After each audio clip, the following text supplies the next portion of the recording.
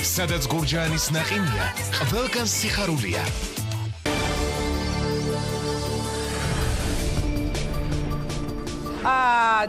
დავბრუნდით პირდაპირ ეთერში, დამჩა ზუსტად 5 წუთი მე უნდა დაუსვა ბოლოს შეკითხვა ჩვენ სტუმრებს, თუმცა მანამდე ხაზია უფლებადამცველი ნანა კაკაბაძე, რომელმაც პირდაპირ ეთერში მოისურვა კომენტარის გაკეთება თამარ ჩუგოშვილთან დაკავშირებით.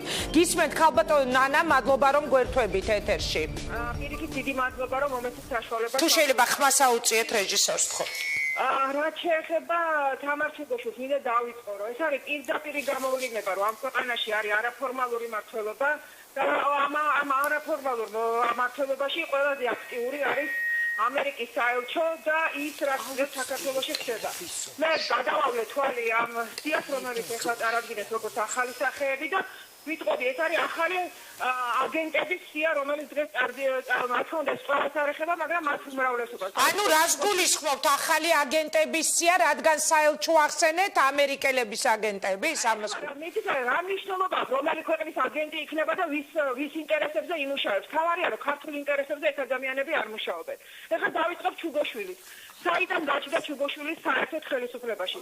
ჩუგოშვილი ხელისუფლებაში ბიძინა ივანიშვილს დაულინიშნა ამერიკის ელჩმა. როგორც რჩევარი ადამიანის უფლებათა დარგში. ვინ იყო ეს ადამიანი მანამდე? ეს იყო ახალგაზრდა იურისტთა ასოციაციის თავმჯდომარე, რომელსაც ითხოვდა რომელიც მე რესპუბლიკური პარტიაში წავიდნენ მათი ნაწილი და ნაწილი არასამთავრობოდ დარჩა.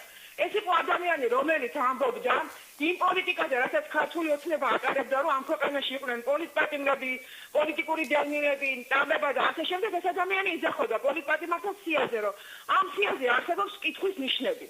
ვისი დავალებით ამბობდა ამას, ეს სხვა არის, მაგრამ ორი სიმართლე ხო არ არსებობს. ან ჩუგოშვილი არის მართალი, რომ ამ სიასთან დაკავშირებით არსებობდა კითხვები, ან მე ვარ მართალი, რომელიც ვიძახი, რომ ამას მიზანმიმართულად აკეთებდა ჩუგოშვილი და მან მისცა ნაციონალურ მოძრაობას საშუალება აეგორებინა ის ბინძური კამპანია, რომელიც ნაციონალურმა მოძრაობამ სწორედ ჩუგოშვილის გამონათქვამის საშუალებით ააგორა. და დღეს ეს ადამიანი უკვე აღმოჩნდა არა მარტო მრჩეველი სხვადასხვა პრემიერების, ეს იქნებოდა ივანიშვილი თუ კვირიკაშვილი, ეხლა უკვე აღმოჩნდა უკვე პოლიტიკური პარტიის პირველი ის დაასახელა პრემიერ-მინისტრმა, ანუ მასზე დიდი ფსონი იდება. ქალბატონო ნანა, და როცა თქვენ ამბობთ, რომ ის შეიძლება იყოს ამერიკის საელჩოს მიერ მოგზავნილი თუ როგორც ბრძანეთ, ანუ აგენტი უწოდეთ, ამ შემთხვევაში მაშინ რა ინტერესი უნდა კონდეს საქართველოს პრემიერ-მინისტრს დაიწყო ახალი სახეების დასახელება სწორედ თამარ ჩუგოშვილით და ჩვენი ინფორმაციით ის მომავალი სპიკერი შეიძლება გახდეს. ახალგაზრდა ასოციაციის ერთი თავმჯდომარე იცვლება ახალგაზრდა იურისტთა ასოციაციის მეორე თავმჯდომარით და თოუსუფაშვილი იცვლება თამარ ჩუგოშვილით. რა იცვლება ამ ქვეყანაში, რა შეიცვალა ამ ქვეყანაში სააკაშვილის რეჟიმის შემდგომ გარდა დაუპატიურებებისა ძალიან დიდი ბოდიშით ამ სიტყვისთვის, მაგრამ იმის რომ არ გაუპატიურებენ ამის გარდა რა შეიცვალა ჩემთვის აბსოლუტურად გაუგებარია.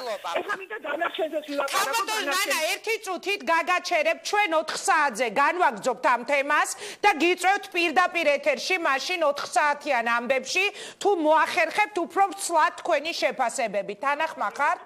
ჯაფარი მე ვიტყვი რომ ესენი აგრძელებენ ნაციონალური მოძრაობის პოლიტიკას ზუსტად იგივეს. მეორე კანდიდატი სოფო ჩაბარიძე, რომელიც სოროსის ფონდიდან არის იყო ჩანერგილი ჯერ სხვადასხვა სამინისტროებში სოზარ სუბართან და შემდგომ ეხლა პრემიერთან. ეხლა აღმოჩნდა ასევე სიაში. ვინ არის სოფო ჯაფარიძე? გეუბნებით რომ სოროსის ფონდის წარმომადგენელია, ისევე როგორც სოროსის ფონდიდან. ნანა, თუ გესმით ჩემი ხმა, ნანა, თუ გესმით ჩემი ხმა, უკაცრავად. კარგით, მადლობა. თუ ესმის ქალბატონ ნანას მინდა ვთხოვო რეჟისორს რომ დამაკონტაქტოს რესპონდენტს. ქალბატონ ნანა, თუ გესმით ჩემი ხმა. მესმის, დიახ. 4 საათიან ამბებში გეპატიჟებით ვრცელი შეფასებებით. მობრძანდებით, თანახმა ხართ?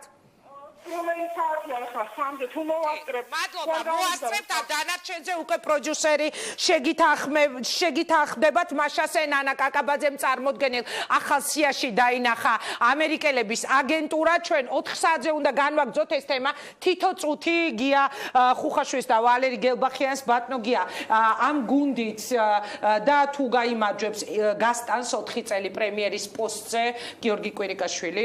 პირველი ხო გუნდზე ლაპარაკი საერთოდ ბევრ ზედმეტია, იმიტომ რომ ერთ-ერთი აქტივი ქართული ოცნების ეს არის ისევ ბიძინა ივანიშვილი თავისი რესურსებით. ხო, სხვა აქტივი ლიდერები, სპიკერები, ეს ყველაფერი არის შეფუთვა და მეტი არაფერი თავის პრემიერ-მინისტრიანაც სხვათა შორის, ხო?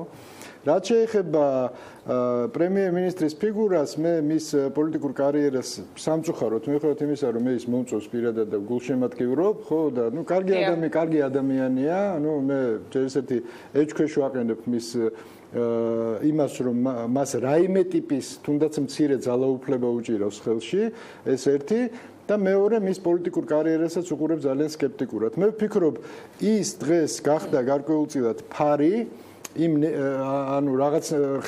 სახელმწიფო პოლიტექნოლოგიის ერთი პატარა ჭანჭიკი გახდა, რომელიც როგორც კი საჭიროება აი ესეთი ტიპის ადამიანის გაქრება ხელისუფლებაში მისი ფუნქციას დაიკარგება და მას ჩამოაშორებენ ხელისუფლებას და ეს მოხდება ძალიან მალე.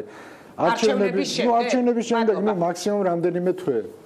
მადლობა ბატონო გია ძალიან მოკლედ ბატონო ვალერი უნდა დავასრულოთ ეს არ არის პოლიტიკური გუნდი ისინი არ გაზრდილან პოლიტიკურ პროცესებში პარტიული ასე ვთქვათ კარიერული იერარქიები არ გაუვლიათ არ ყოფილან ბრძოლებში ასე ვთქვათ პარტიულ ბრძოლებში არ არიან ერთმანეთის თანამოაზრეები მე მგონი ეხლა გაიცნეს ერთმანეთი და გამომდინარე აქედან როგორც გუნდს მე ვერ მოვიაზრებ ერთ თანამოაზრეთა გუნდს მე ვერ მოვიაზრებ მით უმეტეს ვთვლი რომ ესენი არიან მოწვეული სპეციალისტები ან მოწვეული ადამიანები და არა პარტიული ნომენკლატურული კადრები და გამომდინარე აქედან თუ გუნდური პრინციპი ვერ ჩამოყალიბდება ვერ მოგცემს ისეთ შედეგებს და საზოგადოებას არ იქნება ყოფილი რასაც ეს ხალხი გააკეთა მადლობა მე მინდა დიდი მადლობა გადაგიხადოთ პირველი შეფასებებისთვის რომელიც ერთად მოვისმინეთ წარდგენა პრეზენტაცია ქართული ოცნების ახალი სახეების ვალერი გელბახიანი და გია ხუხაშვილი იყვნენ ჩვენი სტუმრები და როგორც გითხარით 4 საათზე უკვე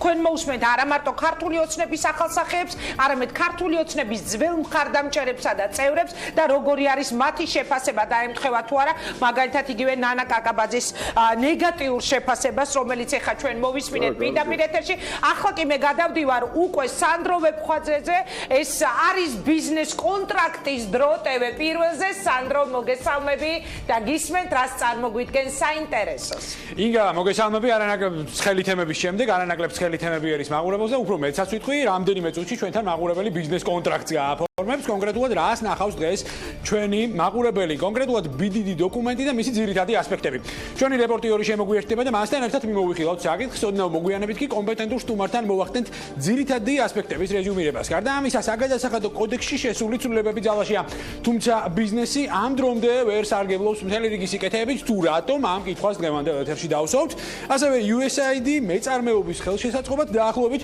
15 მილიონიან პროექტს იწყებს რომელიც დაახლოებით 2000 სამუშაო ადგილის შექმნაზეა გათვლილი ხოლო ბოლოს კი ძალიან ცხელი თემა უკვე 1 წელზე მეტია რაც ლუდზე აქციზის გადასახადი დაახლოებით 40-დან 60 თეთრამდე